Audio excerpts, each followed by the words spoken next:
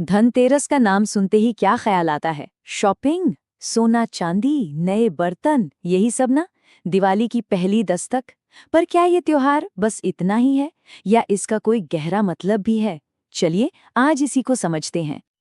तो सवाल यही है, क्या धनतेरस सिर्फ शॉपिंग का दिन है, बस नई नई चीजें घर लाने का मौका, या इसके पीछे कोई ऐसा आध्यात्मिक राज है जो हमारी जिंदगी को सच में बदल सकता है? असल में ना, धनतेरस 3 बड़े वरदानों का त्योहार है। सबसे पहले धन और समृद्धि, जाहिर है। दूसरा अच्छी सेहत, जो कि सबसे बड़ा खजाना है ना। और तीसरा हमारी सुरक्षा का आशीर्वाद।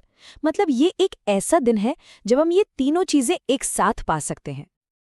तो आज हम क्या क्या जानने वाले हैं? सबसे पहले 2025 की सही तारीख और समय।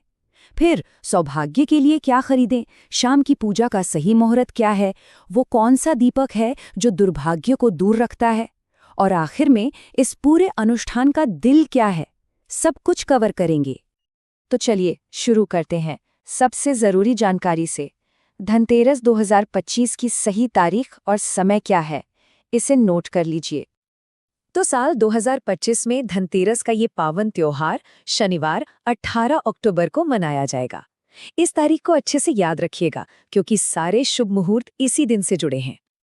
अब यहाँ थोड़ा ध्यान देने वाली बात है, त्रयोदशी तिथि 18 अक्टूबर को दोपहर में शुरू हो रही है, लेकिन धनतेरस की पूजा हमेशा शाम को होती है, सूरज ढलने के ठीक बाद, जिसे प्रदोष काल कहते हैं। इसीलिए त्योहार 18 अक्टूबर को ही मनाया जाएगा और पूजा का सबसे शुभ समय शाम 5:48 से शुरू हो जाएगा। चलिए, तारीख और समय तो पता चल गया। अब बात करते हैं उस चीज की जिसका सबको इंतजार रहता है, खरीदारी की। पर ये सिर्फ शॉपिंग नहीं है, ये घर में सौभाग्य को बुलाने का एक बहुत पावरफुल तरीका है। देखिए, सोना चांदी तो हम खरीदते ही हैं, लेकिन शास्त्रों में इन 5 चीजों पर ज्यादा जोर दिया गया है। जैसे घी का दीपक, ये ज्ञान और समृद्धि का प्रतीक है, और झाड़ू, ये घर से सारी नेगेटिविटी को बाहर निकालती है। हर एक चीज का एक गहरा मतलब है। ये बात कितनी गहरी है ना। झाड़ू सिर्फ धूल मिट्टी साफ नहीं करती, बल्कि ये अलक्ष्मी यानी कि गरीबी और दुर्भाग्य को भी घर से बाहर का रास्ता दिखाती है। कहते हैं ना, जहां स्वच्छता होती है, लक्ष्मी जी वही वास करती हैं। तो ये शुभ चीजें खरीदने के लिए भी खास मुहूर्त हैं। 18 अक्टूबर को दोपहर 12:18 से लेकर देर रात तक खरीदारी के लिए कई अच्छे समय हैं। तो अपनी सहूलियत के हिसाब से आप खरीदारी कर सकते हैं। तैयारी हो गई, खरीदारी हो गई। अब आते हैं दिन के सबसे जरूरी हिस्से पर, शाम की पूजा। यही इस त्योहार का दिल है। इस दिन हम 3 बड़ी शक्तियों की पूजा करते हैं। देवी लक्ष्मी, जो धन और समृद्धि देती है, भगवान कुबेर, जो उस धन की रक्षा करते हैं, माने देवताओं के ट्रेजरर, और भगवान धन्वंतरी, जो हमें अच्छी सेहत का वरदान देते हैं। पूजा के लिए 2 मुहूर्त सबसे खास माने जाते हैं। पहला है प्रदोष काल, जो सूरज ढलने के ठीक बाद शुरू होता है, और दूसरा है वृषभ काल। ज्योतिष में इसे एक स्थिर लग्न कहते हैं। माना जाता है कि इस समय पूजा करने से धन संपत्ति घर में हमेशा के लिए टिक जाती है, स्थिर हो जाती है। अब बात करते हैं धनतेरस के उस सबसे गहरे और शक्तिशाली रिचुअल की, जो धन से भी कई बढ़कर है।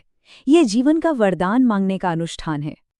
इसे कहते हैं यम दीपदान।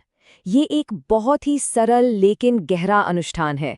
इसमें मृत्यु के देवता यमराज के लिए घर के बाहर एक दिया जलाया जाता है। क्यों?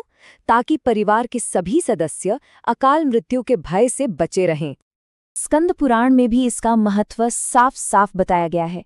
तो ये सिर्फ एक परंपरा नहीं है, बल्कि अपने परिवार की सुरक्षा के लिए की गई एक प्रार्थना है, जिससे यमदेव प्रसन्न होते हैं और रक्षा का वचन देते हैं।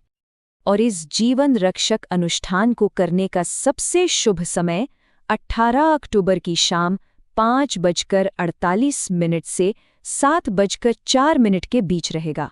इस समय को जरूर ध्यान में रखें।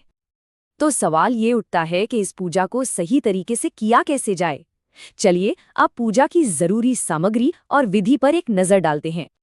पूजा के लिए कुछ चीजें बहुत जरूरी हैं, जैसे लक्ष्मी गणेश जी की प्रतिमाएं, कुबेर और धन्वंतरी के प्रतीक के लिए आप कलावा बंदी सुपारी भी रख सकते हैं, और हाँ, साबुत धनिया ये समृद्धि का प्रतीक माना जाता है।